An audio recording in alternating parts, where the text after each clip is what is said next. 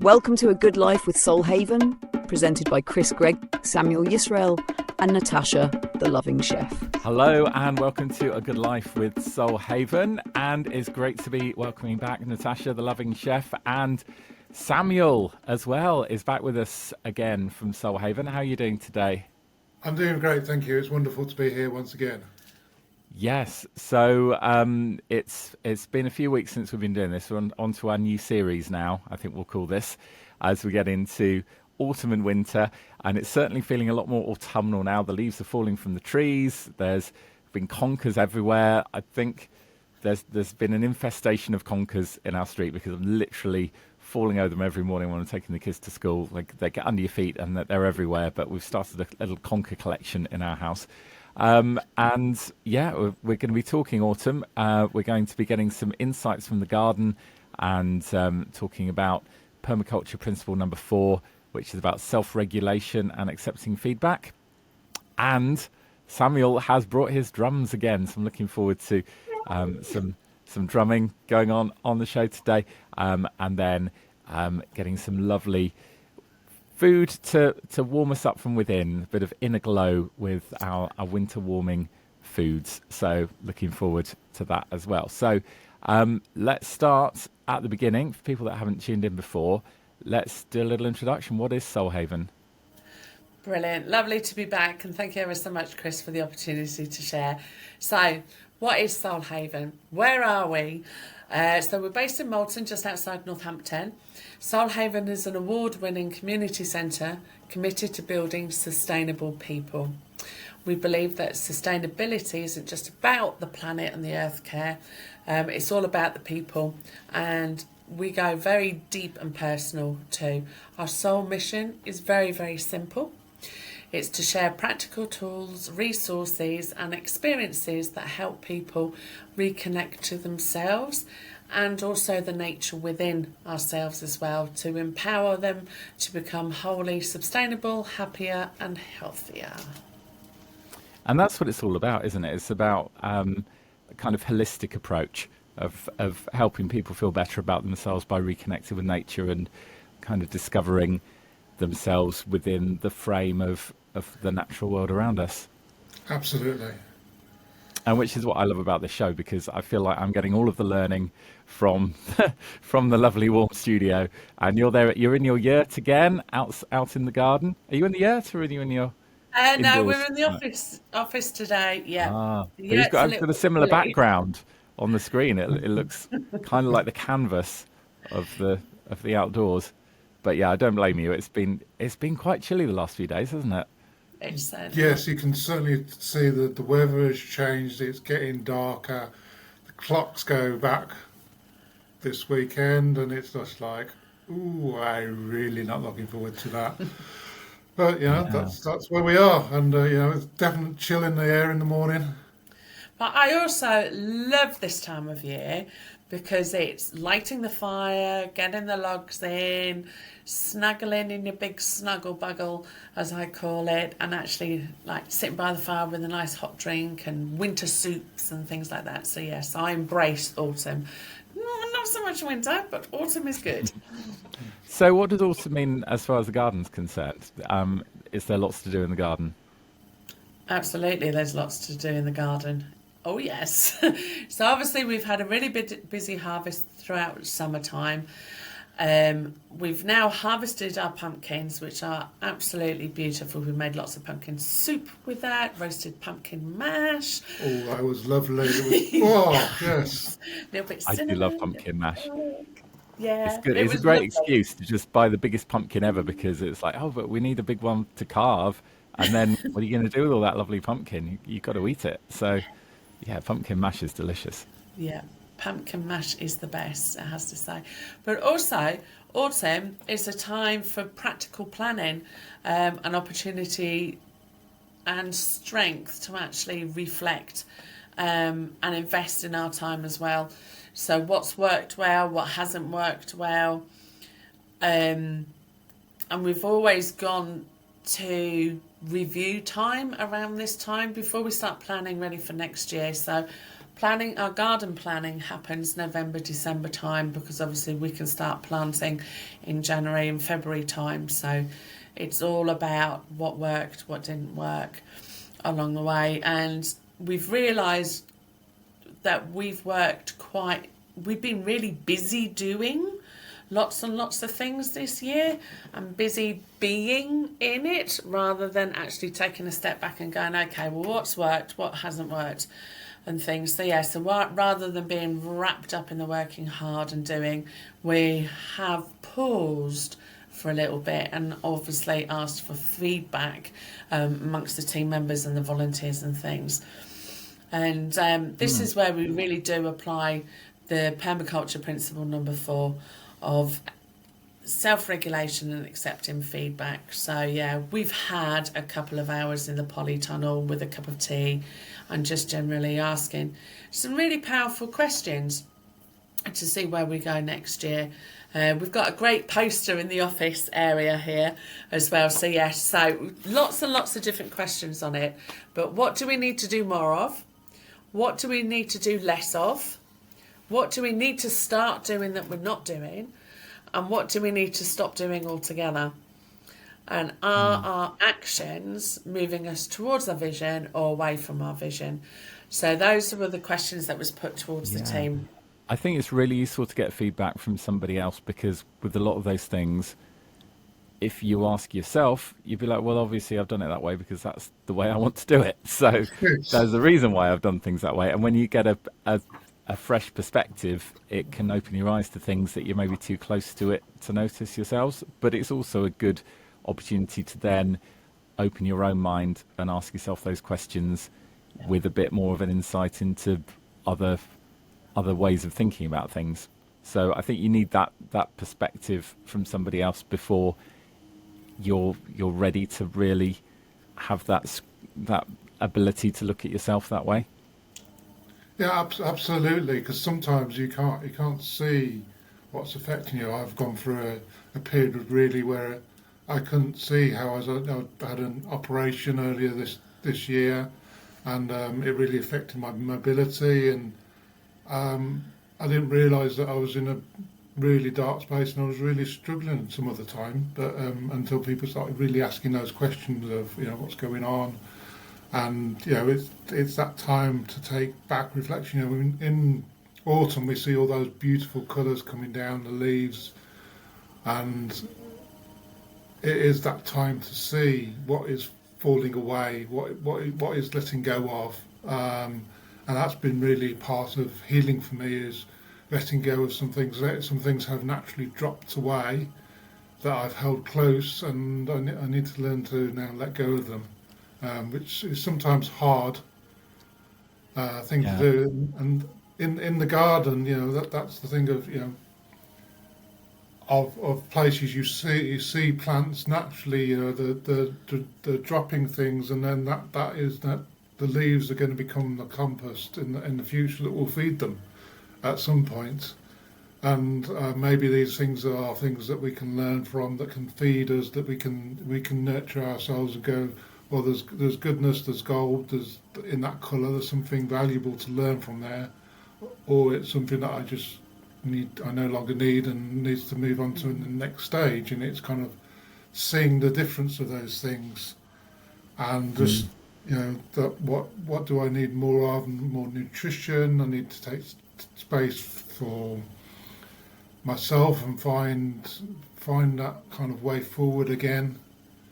I listened to a talk this week, and it was all about how often we're silent about our mental health. We don't the picture of physical health is kind of like, it's very positive, and mental health is got a very, people think when they hear the word mental, is kids are, oh, you're mental.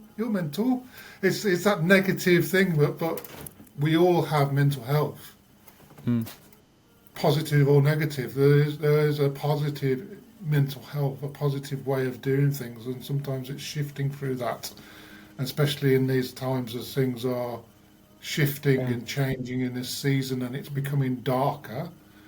Naturally, it's the time when animals are hibernating, and maybe we in this busy world we are naturally pushed to do more. But it's also that time to listen to nature and start to rest more and allow things to not to allow that time to rest in this time. But I think you're right. I think the perception of mental health is improving slowly but surely, and people are starting to see it as another aspect of health, like physical health. You throughout your life, your physical health will have periods where it's good and periods where it's not so good, and the same with your mental health. It's just part of the body's natural way of being that, sometimes you need to pay attention to different aspects of it. So you were talking about asking your team for feedback. Can you share some of the feedback that you got? What were the comments that they came up with? Yeah, and it's really interesting how we receive the feedback and not take it personally, because sometimes I know I take feedback very personal.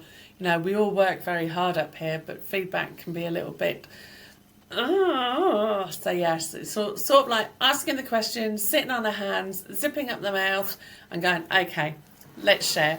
So some of the feedback that we got was we're doing too much. We're doing way too much, and also spending lots of time with scattered energy.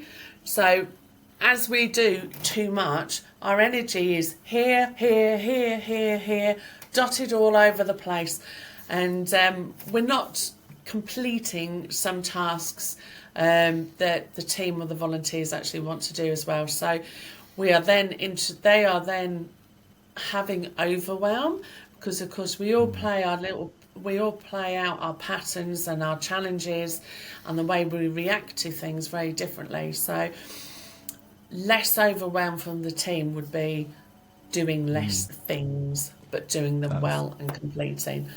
Interesting, because I think sometimes it's not necessarily about doing a task properly. It's about taking the time to just have a moment to reflect on the task after you finished it and have that sense of accomplishment, not just crack on with the next thing straight away because you've got lots to do. And it must be difficult when you've got a lot of people to keep motivated and active and lots of jobs that need doing, not to want to just quickly move on to the next thing.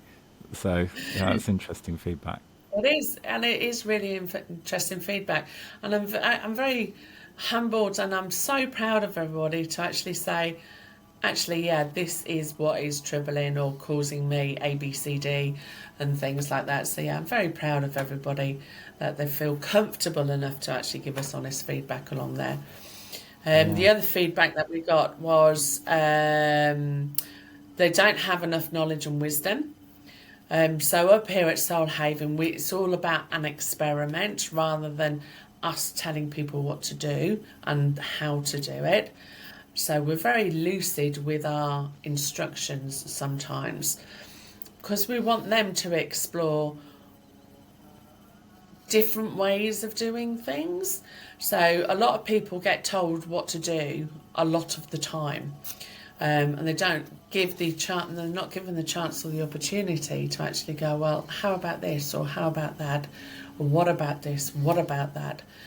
So our instructions really are very lucid, and of course that brings up other challenges. Well, I don't know what I'm doing, I don't know whether I'm right, whether I'm doing it wrong, etc. So some of the feedback has been that they would like to have more knowledge and wisdom to be able to do the task, because their expectation of the completed task may be very different to even myself, Samuel, and the rest of the team as well. So it's been actually an amazing conversation that we've had with the team. Yeah, that is interesting, because I think sometimes you don't want to tell people how to do something because you want them to learn by doing it, and you want them to develop their own way of doing something.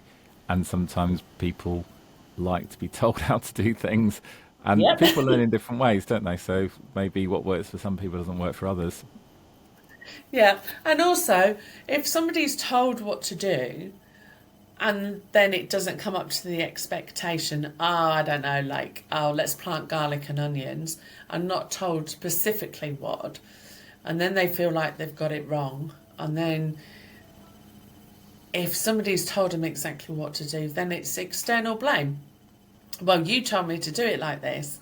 And we're not about blame at all, because for Soul Haven experiences, it's just an experience. Some of it's trial and error along the way. So, yeah, it's interesting how different people's patterns come up, and then they go, you have to tell me what to do, because otherwise I don't know what to do, and I don't know who to blame if it doesn't go right.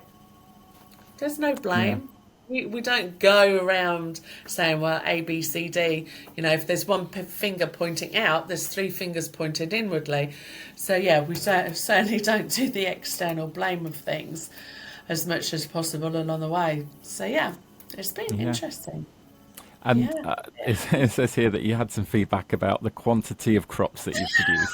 And you've been very honest about this on the podcast, where you've been saying, we've got a ridiculous amount of whatever we're talking about that week. You just produce an abundance. Yes, absolutely.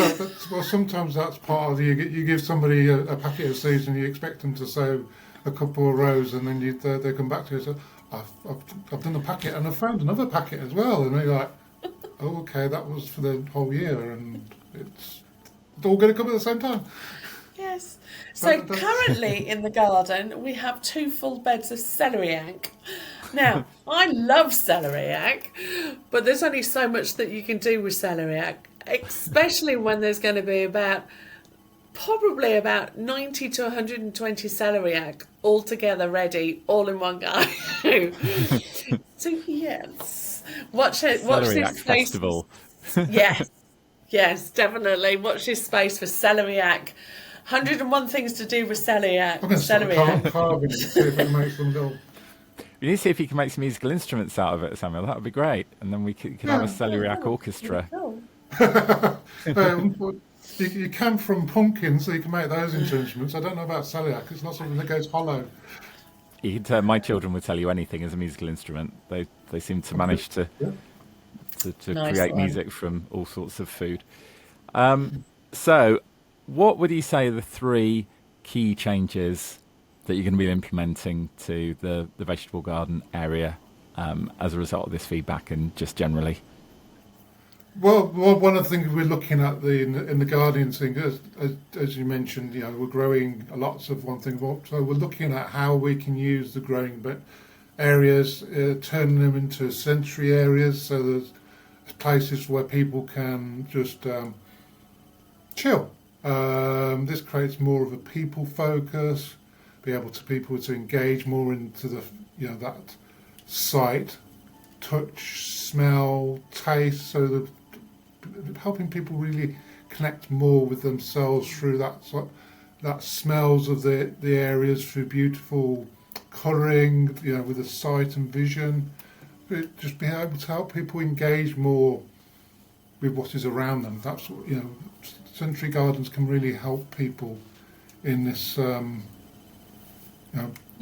of relaxation. It's a time where you can come to rest. You can come and see an area and just go, oh, this is nice. Yeah. But also, with the sensory gardens, they're a lot less maintenance for us as well, so they're more self-sufficient along the way. So it's a lot less weeding, a lot less watering, and obviously in the height of the summer and things. So that will hopefully decrease the things that we have to do over the course of busy times. So how do you plan a sensory garden? Do you have to say, right, we need stuff, we need to plant things that tick off all the different senses, and then make sure that you've muddled them all up? Or do you have like an area which is all kind of touch-based stuff, and then an area with lots of different smells, or is it all kind of mixed together? Well, there's one way is looking at like a herb spiral, where you can have you can create a spiral and it's deeper at the top and it's going down, and in the spiral that means you can have different plants at different heights, and that allows different environments for the plants. and we also look at what we're going to naturally use. So we have a herb garden that is unintentionally became a century garden because of all the herbs and different things that we planted in that area. So we've got sage, rosemary, and bright flowers like bergamot, not bergamot, borage that comes up every year. You've got mint. These are all things that are useful that we use, but they're also things that smell lovely or bright. You've got the lavender. So it's looking at how that works. For example, we've moved the curry plants out of the polytunnel into the garden. It's quite big. That smells really refreshing of curry. It says on it.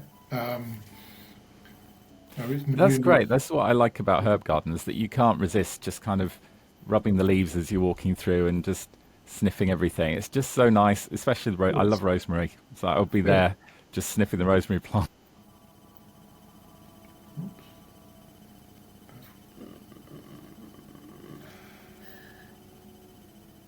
Yes, so rosemary is a really wonderful thing, a beautiful plant to use, and we really, that's a really nice thing to be in a herb garden in a sensory space, because you can just smell that beautiful herb, and it's wonderful to cut it and put it into your tea. And we really do like having rosemary around. We look at the different things that we can have in that garden. So yes, beautiful plant, rosemary. Yeah. And part of our sensory garden is also going to be about colour. So we got a very lovely discount from a supplier for some blue slate chippings. So that's got a beautiful colour in itself. And then also we've got different grasses going on. So we've got black grass, silver grass, obviously ornamental green grass, and red colour grasses all mixed in there as well. So it gives a visual of different colours as well as the sensory smell and the sight as well. So so we're looking forward to seeing how that goes next year, with obviously less watering, less maintenance, and things like that. So so it all comes to life. Is there anything for like sound in your sensory garden? How do you do sound through? Is that kind of like the sound of insects or crickets or things like that, or water maybe, running water? You can have water features to bring in the sound. Often we'll have wind chimes in the garden as well, so that helps. We've got several wind chimes in the garden, and we've even got little solar powered little meditation music, so you can hear some places in the garden that you can hear that playing, and by the wildlife pond there's a pump going, so you've got the water always trickling in there, that coming up. So there's lots of ways to bring in sound. No, that's good. And who doesn't love the sound of wind chimes, unless they're your neighbours? And that can be a little annoying when you've got neighbours with wind chimes and you're trying to have a quiet afternoon in the garden and all you can hear is blooming wind chimes. But I like the sound of the meditation music though. I think that would be a little bit more relaxing. So that was change number 1, the sensory garden.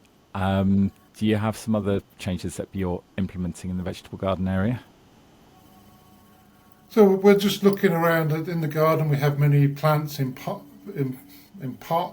It currently gives us flexibility to move things around, but it also comes with a downside. That they need more watering in the warmer weather. Takes more time to plan and working where you're going to put things. I mean, it is nice sometimes to give somebody a pot and they can go and put it somewhere. But we're looking at how we can better use take things out of pots and put them into the garden, or change the areas so that the pots are used in a better way. Yeah, and that also brings up another interesting fact. So some volunteers will obviously go and take their pot and say, I want to put it around this garden area. And then maybe 3, 4, 5 weeks later, somebody else will say, I like that plant in that pot, but I want it over here. So then there's no certain volunteers don't feel valued. Well, hold on a minute, I had it here and you took it and you moved it over there. And sometimes it can cause a conflict of not being seen, not being heard, not being valued along that way as well. So yeah, so bringing it back to the people and why that's important as well. So yeah, so hopefully less maintenance, less watering, but also keeping volunteers and everybody to be seen and to be heard and nurtured and also respected for what they do along the way. Well, that's interesting, because that wouldn't have occurred to me, but I guess it's something that you discover with the feedback. People are moving the plant pots around and having a little turf wars. This poor plant is Quite literally. Yeah. backwards and Fine, I forwards. want it. Yeah, that, Yeah, no, those sound like really good improvements. So how can we apply permaculture principle number 4 to looking after people?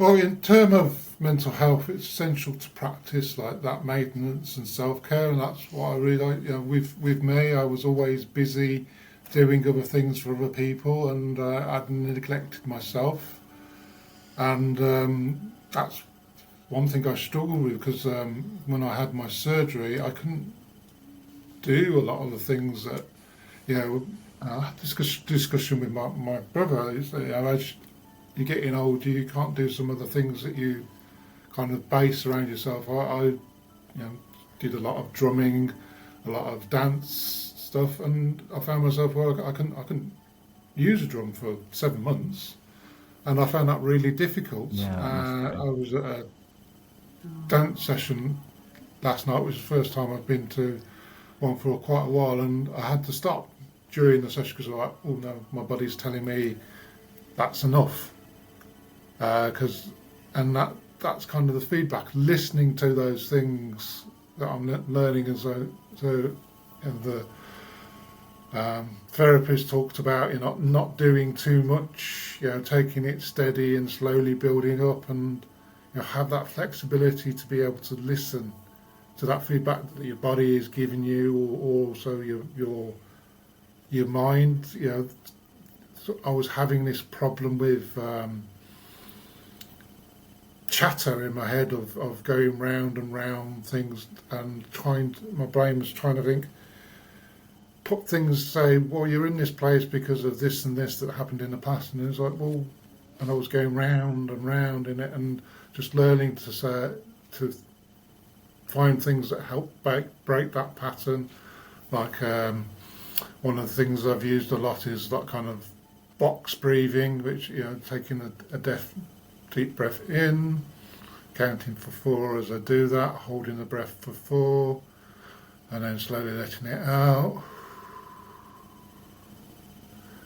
and then holding the breath out for a while, and then doing that again. And that's really sort of helps, sort of having this strategy that helps in the stressful moments, to preserve that well-being.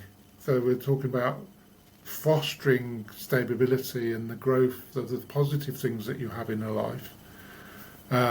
Being mindful, because I went through a period where I was a little snappy because I was in a lot of pain, and a little, probably quite a bit grumpy, and just being aware of that and seeing how my interactions and how I was able to, for a while I didn't see that, but then I started to be able to see that and understand how I needed to change things, and also I've become more open about talking about things than I was, because I used to hold things in really close and kind of try and shut things down, and then as the pain got more, I was less able to do it, and I suddenly just started going boom, and excuse me, I was talking to a friend who lost somebody, and it's like, grief is like, this balloon, your emotions have expanded into this box, and there's this buzzer in there, and as your emotions have got, it's just hitting the buzzer all the time. And sometimes I feel like maybe I did the opposite. I kind of forced things down in the box and tried to make it smaller and smaller, but then the emotions have got nowhere to go, so the buzzer's always on. So when somebody just brushes past, it's just like, and that's the kind of thing of establishing things of having that release valve. One of the things, ways to release that, learning to do things for just start doing something. I'm going to do this for 2 minutes. I couldn't focus on stuff because of the pain, and I just needed to. And I was like, I can't do that. I won't do anything, or I might feel depressed because I'm not doing anything. I'll just start doing something for 2 minutes, something new, and then this is that, applying the feedback. You see, actually, this is nice. I'm liking this. Yes, this is helping me. Okay, that's the feedback. I'm listening to it. I'm hearing that. That helps me feel better. So But also, obviously we're talking about permaculture principle number 4 right now with feedback, and obviously we're quite open as people and as an organisation for feedback in a very loving way. But how you deliver feedback to somebody else. So if somebody says, "Oh, that was really great, wasn't it? How do you think I could improve?" Just think about also how you offer that feedback back. I always relate it back to a club sandwich, because obviously it's food, but like a club sandwich. So you start with the positive and then you put the suggestion or the feedback inside as the filling, and then you finish on another positive as well. So it's a gentle feedback for people. So a lot of people say, "Oh yeah, give me feedback," and then they aren't receptive to receiving it. But also how it's delivered back makes a big difference to how the person who is receiving it reacts to their feedback. I think that's a common way of doing it, but I think it's how you prepare the filling that is the key thing there, because I've heard it called many different things. A polite way would be a turd sandwich, but you've got to make sure that you still empathetic as you're telling people difficult things, and a lot of the time it's things that they already know themselves, but it's good to hear it from somebody else. But wrapping it up in positivity and but it's really difficult because you walk away remembering the negatives, even though that might be 5% of the feedback. They're the bits that kind of stick with you sometimes. So that's why they say you should praise however many times more than you give people negative feedback. And allow ourselves to grow, and just be prepared for feedback if you've asked for feedback. A lot of people ask for feedback but don't want to listen to the answer or the suggestion. And it's also very difficult to listen to feedback without wanting to defend yourself and kind of argue your case, and actually just stopping and just letting it go in and reflecting on it before you kind of be too defensive. And that's a difficult skill. It is. It comes with practice though. Most of the time we can all improve. It's a work in progress. Yes. Cool. Clearly. So is that everything on permaculture principle number 4? Are there any other things that no, I think that's it. That's what we've got written down. So okay. No, that's we're happy good. with it. So I'm excited about the next section because it's the return of our sound sessions, and it's hopefully Samuel's well enough now to get back on the drums for a little while anyway. Just give us a little preview of what you do, and obviously with you broadcasting from Soulhaven, you have your choice of the entire orchestra of instruments there. So what have you got there for us?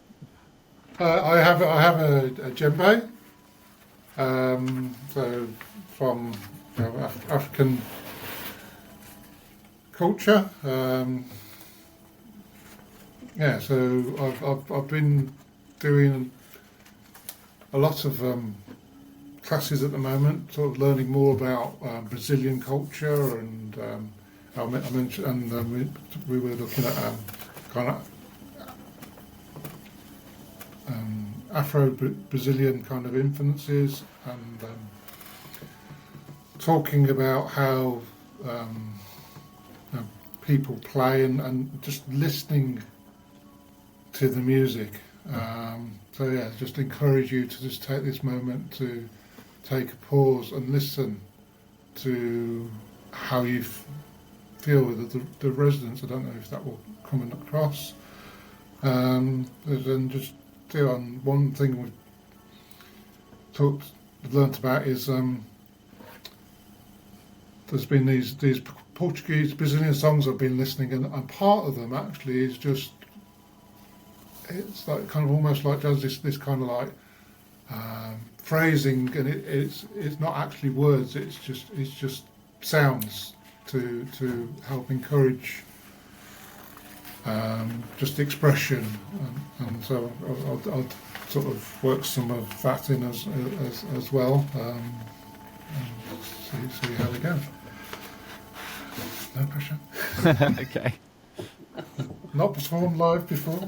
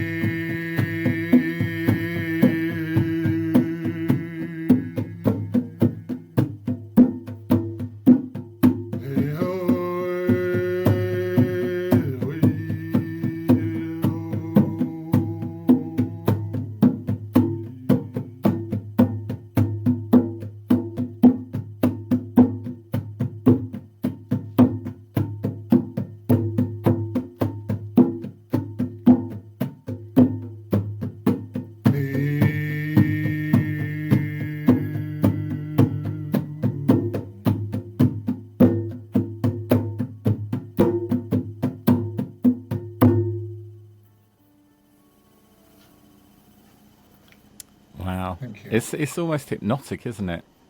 And so powerful. That Yes. was, yeah, Thank you. an excellent performance, Samuel. Thank you very much. Thank you. Was that Portuguese then, you say? No, that's not Portuguese. It's so part of the singing that I've been learning. It's not actually a language. There's this vocalization that come part of the songs that I'm not going to attempt to sing the Portuguese songs because I don't know my pronunciation. I'm learning new instruments, new songs in a new language, and I was just like, okay.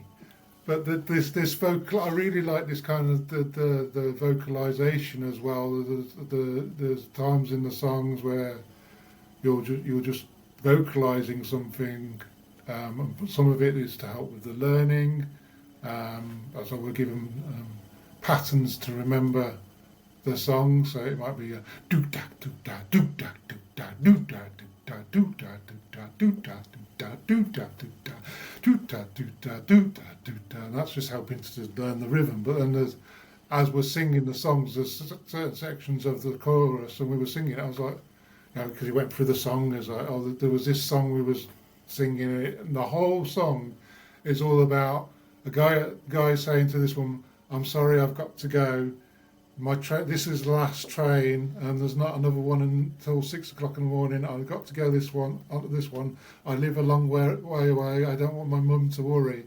And I'm like, That's really strange. And one of the women was like, that guy's really giving that lady the brush off, isn't he? I was like, it kind of sounds like he is. And I was like, what's this bit in the verse where he's going, "Ee-oh, ee-oh, ee-oh, ee-oh." He's like, that's just nonsense.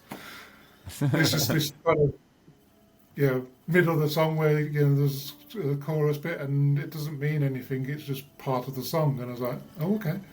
But the theme of the song was there, and I was just like, that's an unusual thing to sing about, and I'm Yeah. like trying to think. Challenges of late night public transport. Is, Yes, you I know, know about public transport in Brazil. It's like, okay. yeah. So I mean, they obviously don't have night buses, which are great, but pricey. Yeah. Well, thank you very much for your soundscape and the drumming.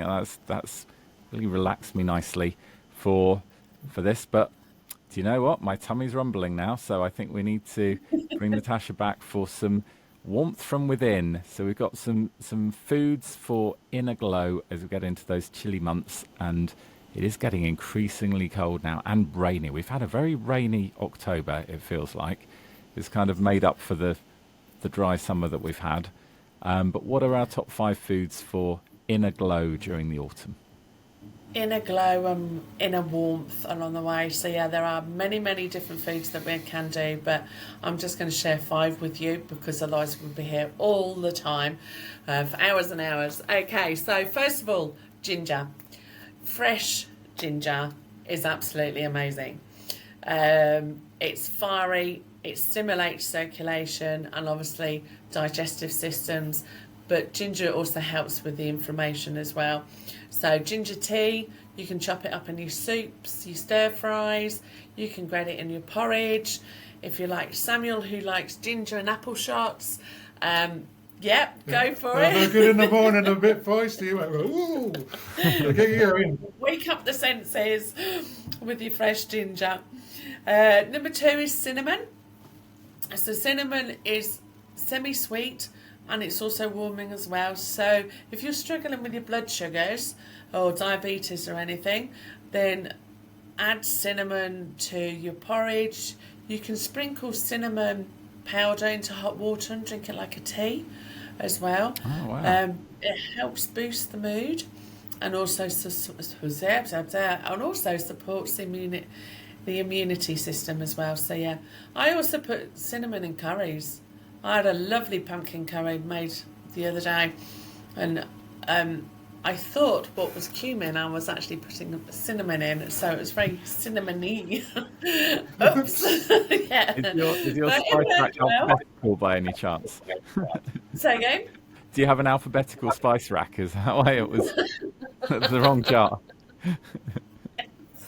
Yes. But it works. It works. Yeah. Most of the time it works. Happy accident.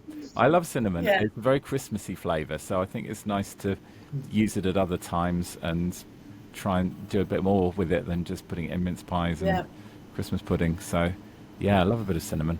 Yeah, cinnamon tea is amazing to have. Yeah.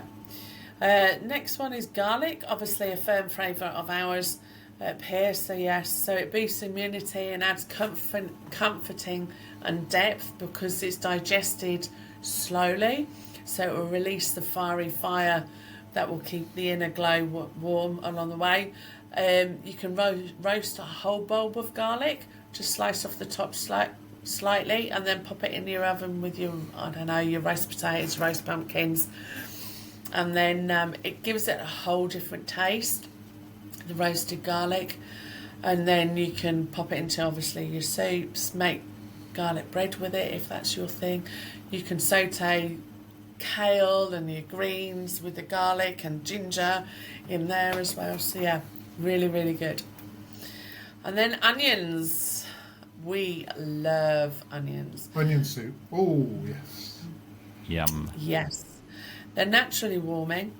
Obviously, they're rich in antioxidants.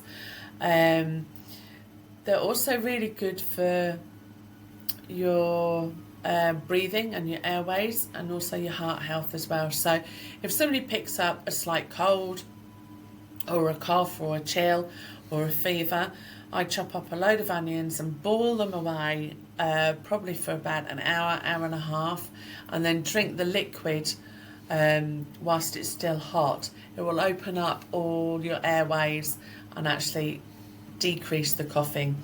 So my onions are a good go-to, and I'm happy about that because we grew over 250 onions this year. That's another one. We did.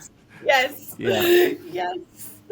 That's good. I And didn't know then, about that to help with coughs, though. That's a great tip. yeah, it's really, really good. If somebody's a little bit feverish or fluish or coldish along the way, then yeah, boil your onions up, and then drink away as much as of the onion fluid as you can. It really takes the fever out of it and the coughing and things. So yeah, and then a good one at this time of year is we're harvesting your root vegetables, carrots, parsnips, sweet potatoes. We've got butternut squash that we're just about to harvest as well. Beetroot, we've had a phenomenal harvesting of beetroot this year, and I'm quite happy with that because beetroot's very versatile. But all your root vegetables gives you grounding energy, and it's also good with vitamins and your minerals as well. And you can do just so many things. Roasted, mashed, one pot wonders. I know, I've made like a casserole with lots of root vegetables in them tonight, with things just to eat along the way. So yes, a bit of celeriac as well in there. It will go in there soon, yeah. Celeriac stew. Going and everything. Yes. Ways to keep warm is about keeping your digestive fire strong. One pot warm meals, and keep your meals, if you're going to have something that you want, try and take it out of the fridge beforehand, and try and warm it up slightly, so not too much cold food. And obviously to keep warm as well, drink hot water instead of your cold water. We have, I'm sure she won't mind sharing, we have a team member here that has ice in her flask in her water, and it's just like, can't be doing that. So add warm water or hot water will actually keep you glowing from within and keeping your fire going for a lot longer along the way. So yeah, cloves is another, I have to stop because I will keep going, but cloves is another one. Literally, if you take 2 or 3 cloves, pop them into hot water and drink them like a clove tea, that's a slow burner for your fire inside. And also clove is really good to lower your blood sugars, help you digest your food as well. So yes, so yeah, Chris, I can just keep going and going and going, but try them out. Yeah. See no, they how all they sound feel. great. I'm not sold on the iced water bottle idea, because I think maybe the summer's over now and it's time to move on to having something a bit warmer in your thermos. Yeah. But yeah, somebody needs Definitely. to break it to your friend that maybe Yeah. maybe it's time to move on. Brilliant. Embrace. Yes. Well, thank you for that. Lots of great tips for inner glow this autumn and winter. So we're almost at the end of this week's edition now. But as we do, as is traditional, we need to pick our cards for the week. And I think it's definitely Samuel's turn because he's got out of this for a few editions now. So you have to pick like half a dozen cards, but let you just do one. Yeah, so we've got 71 powerful prompts to help us bring Zen into life, all very Beautiful. colourful. So, what have I got there? Oh no, I've got love. Love. Oh, we've not had that one before. That's You lovely. haven't, have we? No. That's really nice. So beautiful. Just think about. Well, I was talking to my brother last night, and he was just saying, "Well, what brings you joy into your life?" And this reminds me of what brings love into my life. What brings joy and happiness? What fills me up? and helps me through those dark moments when I'm not feeling so well. What is the thing that helps me keep going through the day? That something to look forward to. That thing that we was talking about, because I've often placed my sense of identity in other people, in the things that I do, and it was just saying, that not life is so much more. It can be more. So what is it for you? What brings meaning and love to you today? Nice.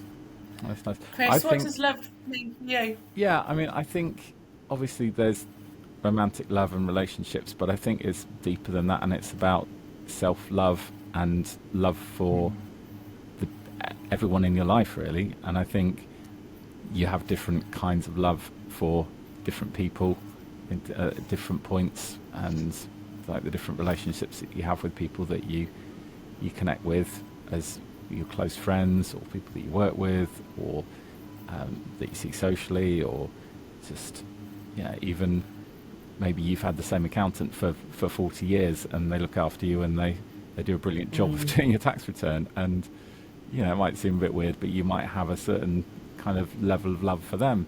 So we care about people, and it's when something happens to somebody that we know, that we realise how we feel about them sometimes. And I think it's important to appreciate people while they're still around, to show them that,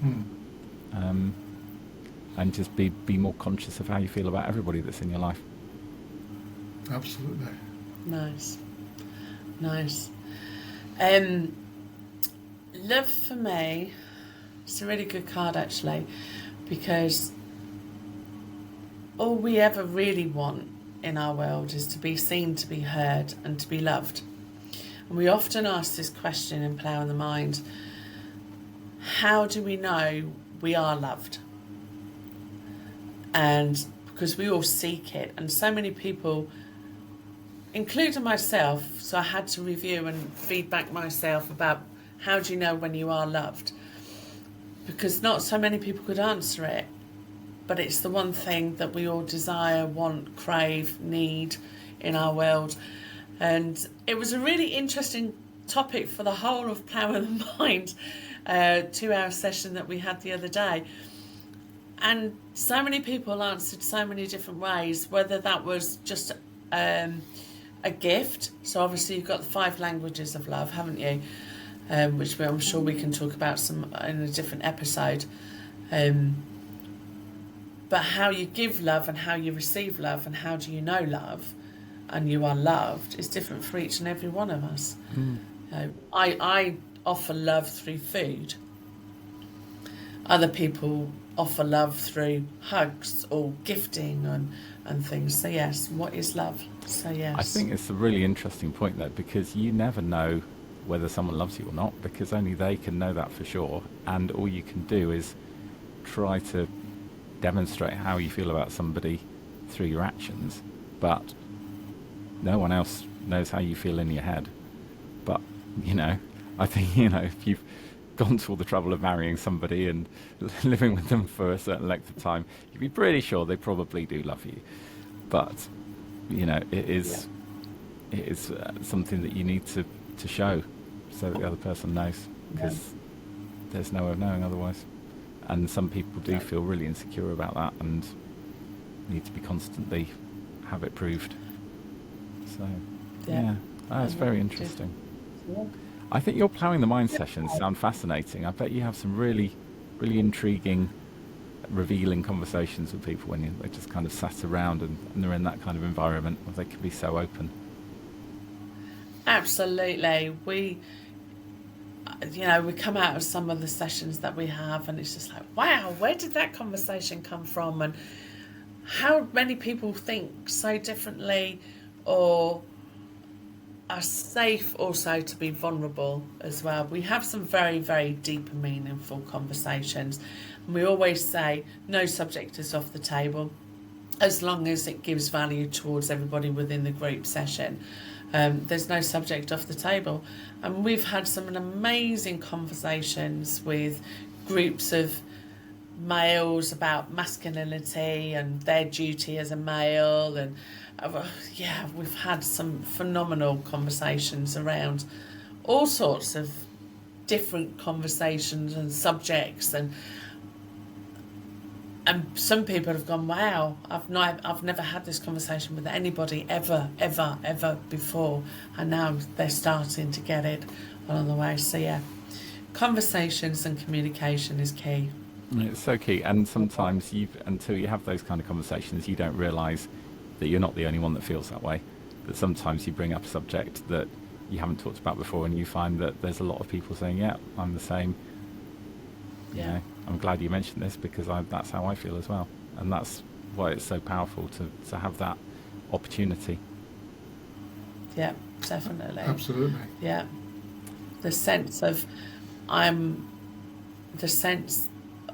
gosh, what is it I'm trying to say?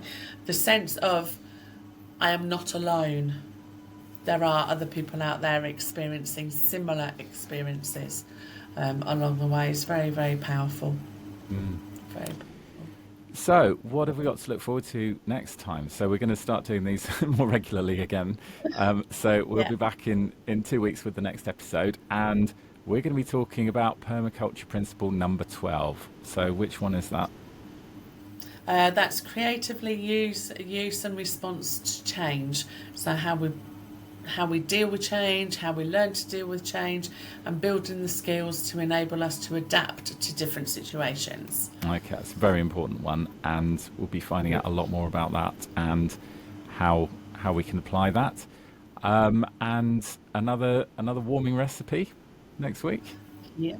We didn't have a recipe Absolutely. today, did we? So I think we did talk a lot about inner glow, but next week we'll give you a recipe to create that. And John is going to be here.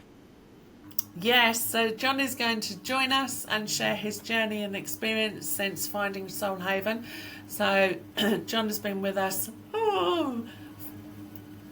approximately 4.5 to 5 years now. So yes, so he's got quite an empowering story of where he started to where he is today. But I'll let him share that when we gather again. He is quite nervous, so I am gently nurturing him out of his comfort zones. But he did volunteer, and he goes, "You're going to be there to hold my hand?" And I said, "Yeah, I'll be there to hold my hand. I'll hold his hand." So, yeah, we'll see how it goes. We gently nurture people to be out their comfort zones, be vulnerable, and just share to empower others. Yeah, well, tell him if he comes on the podcast, you'll give him a whole bag of celeriac. He won't be happy with that. Oh, yippee! Yay! Need a better bribe. Yeah. Okay, brilliant. Well, thank you very much for your time this week, and we'll see you again in a couple of weeks. But yeah, stay warm, enjoy the autumn colours, and we will see you next time. Thank you, guys. Okay, Thank you. Good to connect again, Chris. Thank you. You have been listening to A Good Life with Soul Haven. Don't forget to like and subscribe to this podcast for the latest episode, and get in touch with the show if you have any questions or comments. For more details about Soul Haven, please visit slhavens.co.uk.